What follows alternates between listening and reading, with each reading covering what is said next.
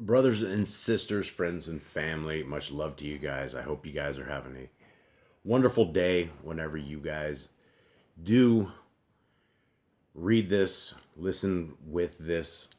Guys, thank you so much. My name is Jason. I'm with Yahuwah and the Torah channel.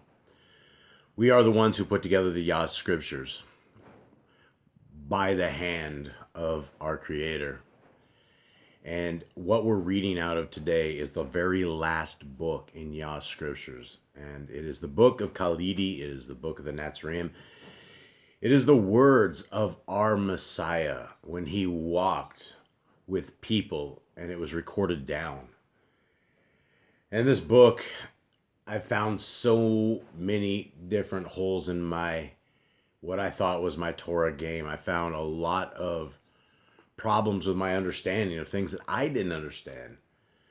And so I think it's wise that we all read this as a group, as a family, and discuss these words, discuss what our Messiah says, and try to open our eyes to the bigger picture of the complete Torah and the way forward. And for those who don't know what the Torah is Genesis, Exodus, Leviticus, Numbers, and Deuteronomy. And it is within those 5 books that we have the rules for life. Now, many people don't understand what the Torah means because they have been programmed. And in the so-called word of religion and the world of religion, religion programs people with traditions of men. They program them with things that are contrary to what scriptures say. And there's so many different scriptures that talks about those who are the participants of the kingdom to come. The people of the kingdom to come are those who are keeping our Creator's appointed times, his holy days, his feasts, his Torah, his laws, his covenant, his statutes. All of those are what our Creator has said, if you would do, I will be your Elohim, I will be your God, I will be your leader. But in order for me to be your leader and accept you as a people, the way forward is what people call the law. And as much as you might call it the law, it's really a guidepost for life. Excuse me. It is a guidepost for all things of morale. We wouldn't know what sin is unless we knew what the Torah was. And if we don't know what the Torah is, which is what we will be judged upon on Judgment Day, it's going to be on us. We have a time in this world right now where we have any scriptures you want that are absolutely free of charge on phones and tablets and Bibles everywhere. It doesn't matter what translation you use. When you're trying to get to the truth is still the truth. It doesn't matter if they've botched it. And the translation does absolutely matter when it comes to the names of our Creator. Which is why we have Yah Scriptures, which is why we have the name of our Creator stamped in Paleo Hebrew on the front of this amazing cover of Scriptures. Now these Scriptures will be shipping Wednesday this week. There's a limited edition of these. I don't know how long they'll be in stock. There's a lot of demand for these. People really want the truth. This is a large scriptures, guys. It is large. This is not something that's like portable that you can walk around with. This is a study scriptures. It's 14.5 font, which means anybody with majority of vision issues can see this very clearly. And I have vision issues, and I'm able to see this very, very clearly. And so on the back of these scriptures right here is the name of our Messiah. And this right here, what we're doing right here is we're reading the words of our Messiah. And if we look at Psalms 119:11, which is stamped, embossed onto the back of these scriptures. I have treasured up your word in my heart that I might not sin against you. And a lot of people will see Psalms 119, see this, and they don't understand that what David's talking about is the Torah, the words of our Creator, the Kodesh books, the books of wisdom, right? That's what we all have. And if David is a man after our Creator's own heart, and he stores up the word of our Creator, that he doesn't sin against him, that's what we should be doing as well. And so as we start reading chapter 4, the ending of chapter 4 of the words of our Messiah, I hope you guys enjoy these readings. I hope this is a good discussion. This is a little different discussion than I've done a lot in the past, because I want to discuss all of the points that I can see and that we can discuss and that we can talk about as a family. So here we are, guys. The book of Khalidi, chapter 4, verse 33. No man is so important that he is above the need to work. If it becomes necessary to dress hides in the marketplace, then undertake it with a cheerful heart. Even the rich must do something, for idleness is the rust of time. You know, a lot of people talk about Proverbs and about how wise the book of Proverbs is. But I don't think Proverbs can hold a candle to the understanding that our Creator's Son has given to us. Messiah Yahushua takes something that is really the very first commandment. In Genesis 1, the very first commandment that we have of all commandments is to be fruitful. Now, that means that, lounge lizards and loafs, that's not being fruitful, right? We have been created, we have been instilled with the breath of our Creator, given life, given a spirit, so that we can do stuff and we can build the kingdom to come, that we can call those who are willing to be called. It's one thing, and we were talking about this in the last, to become depressed and to be able to sit on it. And Messiah says we shouldn't do that, right? We need to rise above our conditions. We need to do better than this. Then he comes across right here and he talks about we need to work. We need to do whatever it takes, even if we have to dress hides in the marketplace. And most people have no idea, because we've grown up in a modern civilization where most people haven't had to kill their cows and dress hides and do this thing. But I will tell you, it is kind of a gross work. We have chopped up many a cows. We have killed many a cows in various ways down here in the third world. It's very different than it is in North America, trying to deal with animals. And when you're dressing the hides, when you're done with the cow and you've cut everything up, the skins all come off of it. And it's pretty foul. It isn't something that's great. And so if you're having to do this, and this is your job of cutting hides, grabbing flesh all day, taking the meat from the hides, or even stretching this out and salting it up and making something for it, that's what we're supposed to be doing. We shouldn't be lazy, is what Messiah is saying. And even the rich must do something, for idleness is the rust of time. Judge no man otherwise than you would wish to be judged. Once a young woman was carried off and placed in a whorehouse in another country. Her father sent 2 men to ransom her, and when they came to the whorehouse, one remained outside while the other went in. When he who went in came out, he said to the other, "What do you think I was doing in there?" The other replied, "Why, negotiating the woman's ransom." Even so should you judge, with the scales weighed down favorably. Right? Again, we've heard this, judge not lest ye be judged. With what we meet, we will be meted with. Right? Messiah clears it up even more, right? It's one of these things to have, when we're saying this guy must be in at a whorehouse doing evil things, but obviously he was there to negotiate this thing. And so Messiah says when we're judging, the scales need to be weighed down favorably. We need to try to find the best in the situation until we know more. And so it's being positive. It's being not judging, looking for evil, trying to make something out of something that's not. We need to have scales that are weighed down favorably. Yahushua taught his Talmudian thus: All things a man possesses, his talents and his skills are gifts bestowed by the grace of Yahuwah. The inheritance received by anyone should be regarded as something received in trust. And it is true that if they deal with it wrongfully or selfishly, payment will be required.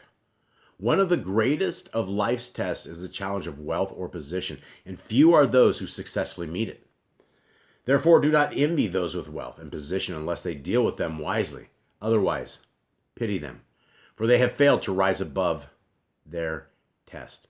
Wow, there's so much into this entire thing. Understanding that, we are designed in a intricate way.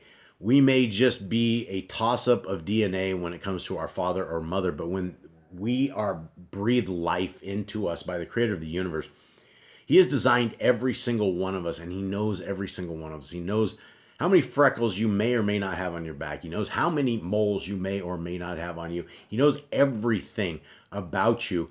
And some of us are really good at certain things. Some of us are really good at musical instruments, while some of us look at them and have no idea how anything could ever be played, right? Our Creator has tossed things in so that we're not all exact robots. We all have different characters and different personalities. And we need to understand that we were given these by the grace of our Creator. And that's why we need to be appreciative of our Creator. And how do we be appreciative of our Creator? Well, we obey what he wants us to do. We obey the way forward where he says, I want you for all generations to obey my laws, statutes, and commandments. There was never a set time. There's never a box of milk with an expiration date with the Torah. Our Messiah clearly says that not one jot or tittle, not one line or dash or word of the Torah will ever be gone until heaven and earth passes away. And you can clearly see heaven, we can clearly see earth. So Messiah clearly says the Torah is good for all times, right? And then he goes on, he talks about wealth. And there is a tremendous amount of truth to right here, because wealth makes you a slave to the wealth. Because you value your money and you are as you are, most wealthy people are not very generous, right? They will do their tax generosity stuff so they get their tax breaks, and they will do all the stuff that makes sense when it comes to a money standpoint. But as far as are they out changing the world, or are they out there making sure their world is changed? Most likely it's their world being changed. And so wealth changes things, right? Either you become the master of money, or master becomes the money. Money becomes the master of you, is what I'm trying to spit out there. And that is where you have to be very, very careful. And if money is your master, then you're not seeking the kingdom, because we are told not to store up things that are going to rust and mildew and mold and become corrupted, because this is a temporary journey we are on right here. Everything you see, your flesh, your surroundings, it's all going to disappear. When we are called to the second Exodus, when our Messiah calls us to the New Jerusalem, there's going to be another big Exodus, right? The Exodus are for the people who are keeping the laws and have the faith of Messiah Yahushua, who have the faith of Jesus the Christ. Those are the people who are going to be called. If you're not dialed in, if the Torah isn't between the frontlets of your eyes, you're not viewing everything in the world by the Torah, don't expect that you're going to be called in. Don't expect that we're going to be saved out of a horrible tribulation that's happening all around us. So, continuing on, 36. A wayfarer once came to an inn, and finding no one there, went into the eating hall, where he found a table set with all good things, many kinds of food and drink. So he sat down and helped himself, thinking, no one else is here, so all this must be mine. And if mine, I can do with it as I please. However, when the innkeeper returned from where he had been, the wayfarer could not escape the accounting. Guys, these are words of wisdom. These are gold. These are things that our Messiah has said that we need to understand. There is a day of accounting for all of us, right? The day of accounting is Judgment Day. Probably the moment we take our last breath and we cross to the other side, there's going to be a basic accounting. Are we going to a bad place of Sheol, or are we going to a place of contentment? Where are we going to go as we're sitting here hanging out, right? Or are we just sleeping? I don't know. But what we have is we have this accounting. How we lived every moment of our lives is very, very important. Every idle word we say, every evil thing that we say, every evil thought that we have, every evil thing that is crossing our minds, the thoughts of men are what we are going to be judged upon. There's not going to be any escaping the accounting. So we have been given a beautiful thing which is called life. We've been given a fantastic, wonderful thing called the Torah. We have been given a leader, a king, our Messiah, Yahushua, who's going to lead this charge on the other side. I believe this with all my heart. I know scriptures are true. There's nothing else that makes any sense in this world except what I am able to see in these scriptures. So the day of accounting is going to come. We should be those people that are ready for that accounting. The rich are responsible for providing the needs of the poor, whether by work or food. This, above all, is the prime responsibility of wealth. And if a rich man says this he cannot do, then his riches witness against him. For if a poor man has a loaf of bread, he will share it with he who has none. And a beggar at the door of a poor man receives better treatment than he does at the doors of the rich. Yet the rich have the most to give. And this is the sin of the wealthy. There it is. There's the master of money, right? The money has mastered the human. I've seen this all my life. I've seen it. I've seen those with none who are willing to step up for those with none. And those with wealth, they will leave the broken. They will absolutely not put their wealth to use to save those around them. And that is what, you don't become rich by being a nice guy. A lot of people are very, very, very stingy with this wealth. And we can't take it with us. There's only so much you can collect. There's only so much you can have. And there's only so much you can have that you try to save yourself with. If you are a child of the Most High, if you are obeying the laws, statutes, and commandments of our Creator, you are rich. You are completely rich. You are filthy, stinking rich. You guys have like a spiritual protection surrounding you. You have a way forward. This life is a speed bump to eternity. We have 120 years to prove this, that we are willing and able to be soldiers for the kingdom to come, and that we are willing to do what our Creator has called us to do, which most don't care about. 41,000 different religions of everybody not caring. Continuing on, 38, Messiah says, riches of themselves are not sinful. It is what they make of men that brings them into ill repute. If they were properly regarded as something permitting the possessor to study the books of wisdom and to redress the wrongs of the poor, then they would serve a good end. Let the rich ask themselves with sincerity, am I not wealthy because of my lack of charity and the exploitation of others? Is it not because I love myself more than my neighbors? Right? Ask any rich person that. They're going to look down. They're not going to want to answer that. And this is incredible, right? Because this is the sin of money, is that we as a world, well, let's just talk North America. North America spends more money on wars than the military-industrial complex. And if they had spent that on their own poor, then we wouldn't have lines of people in cities now in tents in North America, which has unfortunately become a fourth world country. Like I live in a third world country where everybody laughed when I moved here a decade ago, and we don't have anything like this. There's definitely homeless people. Yes, not they're there. You got the drunks, you got the alcoholics, you got all that stuff. You got the guys on drugs, but it's nothing like what you're seeing in North America. And so here we are as a country. I am a North American. I'm straight out of Babylon, and we as a country, and it's not us, right? It's not the people, but it's the government. It's the military-industrial complex. It's the theater of the puppets of power that do all of this stuff. And really, the end user's us. We have nothing that we can possibly do except move out of the country if this is possible. A lot of us can't do that. So, are we loving our neighbors? Are we giving charity to them? Are we understanding the books of wisdom? And amazingly, if all of those with money would try to redress the wrongs of the poor, we wouldn't have the kind of poor that we have.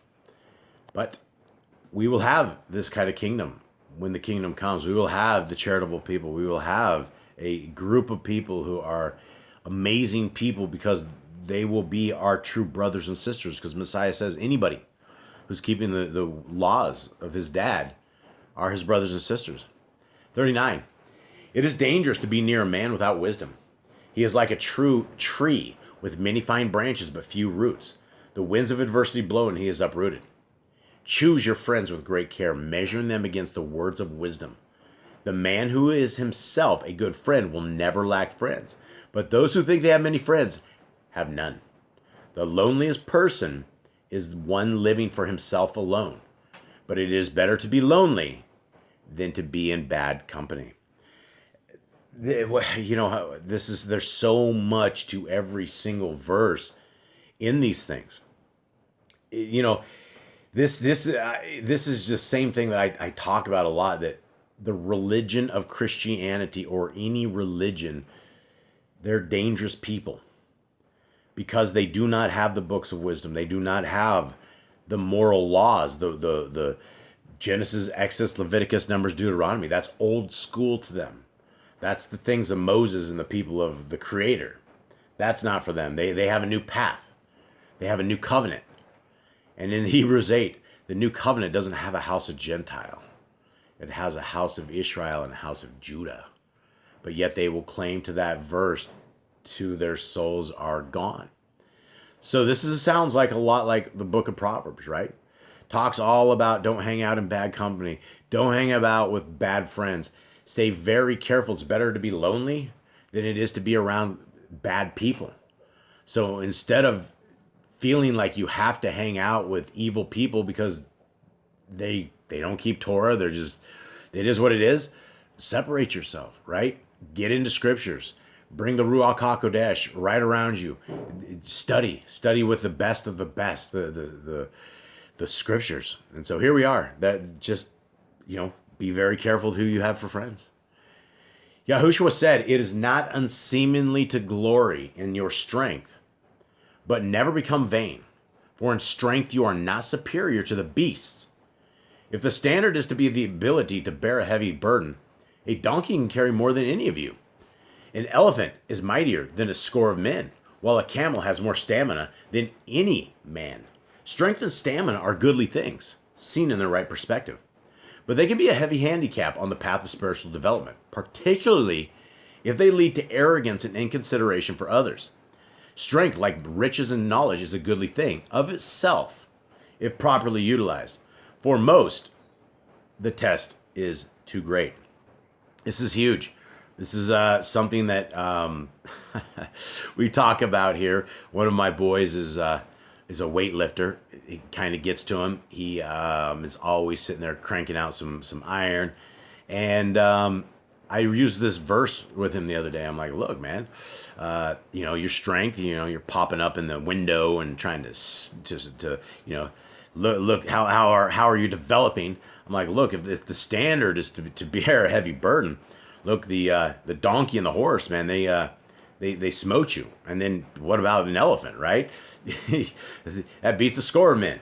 So, if we're looking at how good are we when it comes to our strength, we're just created entities, and our Creator has created very strong things, right? Very, very big. Rhinos can pick a car up and toss them around. There's just a lot of strength in these things. And so at the end of the day, we're humans. And we're very delicate. As tough and as mighty as we think we are very delicate because our lives are in the hands of our Creator. And the more that we love our Creator, the more we probably have a chance at living longer. That would be my guess based upon what I can see in scriptures. Now, 41. Some disciples, Talmudian, came to Yahushua and asked whether they should not withdraw into the wilderness, where they would dedicate their lives to Yahuwah. Yahushua said, "Of what use would my teachings be in the wilderness? Are you going to save rocks from sin or convert camels? Will you enlighten the wind or give wisdom to mirages? Where is the benefit if what you learn cannot be put into practice? Learning and good conduct must go hand in hand, and the greatest wisdom is that which teaches men to live in harmony. They who seek to escape the tests and trials of life are cowards. Are you going to withdraw from the conflict through lack of courage, standing silently by while the wicked swallow up the good? It's huge. Like, wow. Where do we even begin on this whole thing, right? Messiah's like talking to a guy who says he wants to become like the John the Immerser and toss off into the wilderness. Messiah goes, what purpose is this? What are we going to do? Are we going to convert the rocks? Are we going to get wisdom to mirages? That's not going to build the kingdom. Our job as soldiers of the stake, soldiers of the kingdom, is to bring those who cannot hear and cannot see into a state of understanding. Those who are seeking our Creator can have seeds planted in them at all times. And it might be something that you say, and a decade later, it clicks in them. And then they decide, wow, that sounds like the right way to go. It sounds like I've had the truth all along.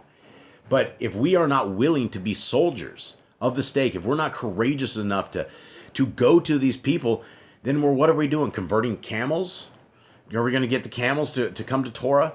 Right? It's not going to work. It's going to be like pearls to swine. They don't care. So don't be weak is what our Creator says. Creator's Son says, right? Be strong, be tough, be vigilant, be courageous, and go out and understand that our job is to bring the people to the kingdom who are willing to be to the kingdom. 43. The disciples at Midian said, Adonai, are you bringing strife or shalom? Do you prepare us for battle? Are we to rally the people? Yahushua said, do you still not understand? I am a man of shalom, and I unsheath only the sword of the Ruach. This is not the easy way, for it is less difficult to change things with a sword than with soft words. For those who oppose us understand that better. But let only those who would use weapons with courage talk about soft words and shalom. Otherwise, better men will justifiably scorn them as cowards. Cowards talk about shalom and brave men about war. But I tell you that when brave men talk shalom and cowards are sent to war, there will be no more strife, and a new day will dawn. Wow, Messiah, just every single thing he says in the scriptures are things to sit and ponder and to think and to try to understand. The disciples, they did not understand. Are we to raise up the people? Are we to go to war? And Messiah says it's not like this. What he was bringing to us is he was bringing the power of the Creator of the universe to us. The Ruach HaKodesh is what he had and what he would bring to us. And this is the words that Messiah says. It would be easy to use weapons than soft words. And the people who are against the kingdom understand this. And so we are soldiers of the stake using the words of the Kadesh books to try to bring the people of the kingdom about. And so these are extremely hard things to see from these words. But our Messiah is just so astute. He is so smart with all of this. 45. A Talmud, a disciple named Machiah, said to Yahushua, Adonai, teach us how to love one another without malice or envy, with goodwill and forbearance.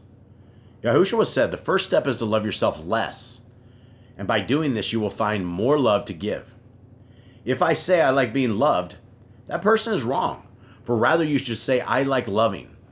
Do not seek to take love, but to give it, for have I not said it is better to give than to receive. Guys, wow, this is so much power in these words. These are things where I chisel myself out, right? Love ourselves less, right? Don't worry about ourselves. Don't worry about our skin. Don't worry about our food. Don't worry about anything, because our Creator knows what we need. He knows that when we're hungry. He knows when we can't pay our bills. He knows when everything is going against us. He knows. But we need to give love.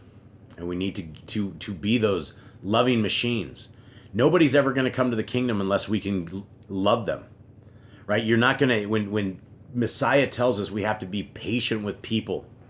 We have to answer people with patience. because if not, it doesn't make any sense. And it's hard to do that, especially when people keep coming at you over and over and over, and they can't provide scriptures. But we got to love. And this is the message of our Creator Son, that we are able to do this stuff, and we're doing it in love. And the answer to being loving ourselves less was when a disciple asked him how to love one without malice and envy. And that's hard. We get upset with people. We get tired of people. And so sometimes malice and envy come. And also with goodwill and forbearance, right? Being good to them and bearing with them, right? In the future, right? How do we not get tired of people? Messiah says, love them, right? Love them more. Love you less. Love them more. 47. Another disciple who had believed in bodily resurrection said, Adonai, what proof can be given that there is life beyond the grave? Yahushua answered, there is proof to those worthy of it. But if it were a manifest certainty as a reward for a good life, how would the hypocrites and those who would do nothing without payment be discovered? If uncertainty and doubt were removed from life, then it would be of less value for its purpose. Things are as they are because so they must be. If you want proof, become worthy of it. You will not be denied it even here, but you must seek diligently. Nothing comes easily, and this, least of all. Wow. Oh man, this is it's so incredible. These words of our Messiah. What's the proof of life, guys? This is the thing. This is why we don't, for the most of us, have that proof that we need, because we need to have that faith by reading the words of Scriptures, that we are willing to align our lives into that way of Scriptures. And if we truly need that proof, which I don't. I look at creation. I look out my window right here and I see my papaya trees that just somehow start growing, and then they fall off and they start growing, and I see their cycle of life just right outside my door. I see the cycle of life of these animals and critters and jungle critters and these things all over the place. I see the sun setting, and I see them opening in different gates throughout the seasons. I can see the sun moving in different paths, just like the book of Enoch says. It is as Scripture says. And if we are understanding to have that kind of faith, then why do we need the proof of the afterlife? But if we do need the proof of the afterlife, seek ye first the kingdom, and all these things shall be answered unto you. And you will have your proof, because our Creator will give you a dream. He will give you whatever you need. You will see a vision. You will see whatever it is you absolutely have to have, if you have to have that. But who created everything that we see all around us? With every gasp of air that we breathe, who gave us that blessing so that we can stay alive? How is it possible we take in this big breath of air and somehow that converts it to white and red blood cells and we can stay alive? That's the miracle of creation, and that's what we have all around us. Is we have a Creator who is bigger than everything around us.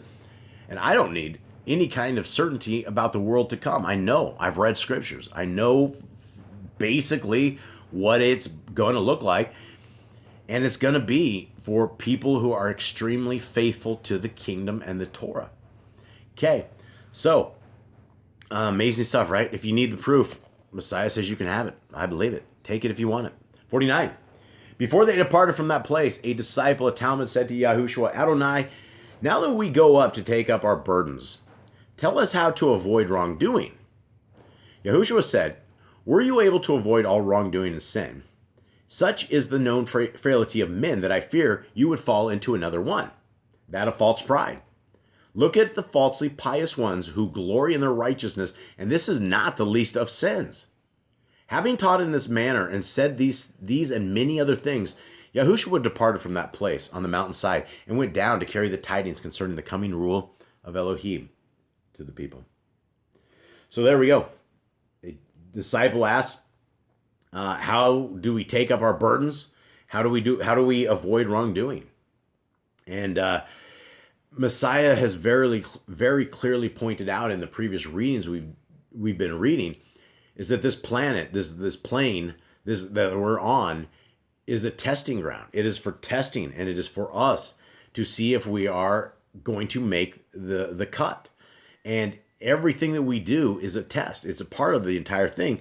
And it doesn't sound like we can avoid all wrongdoings and sin, but we can get better at it, and we can clearly understand what sin is by reading scriptures. And it's up to us to realize what sin is because of the books we've been given. It's not like everything's been hidden. It's easy to have it. We all speak English, most of us. And if not, it's in other languages. So the truth is right here. And so, guys, I encourage all of you guys to read your scriptures, to read the word of our Creator, whatever translation you can, and seek Him, seek His ways, pray. And hopefully I see you guys all on the other side. Much love. I'm out.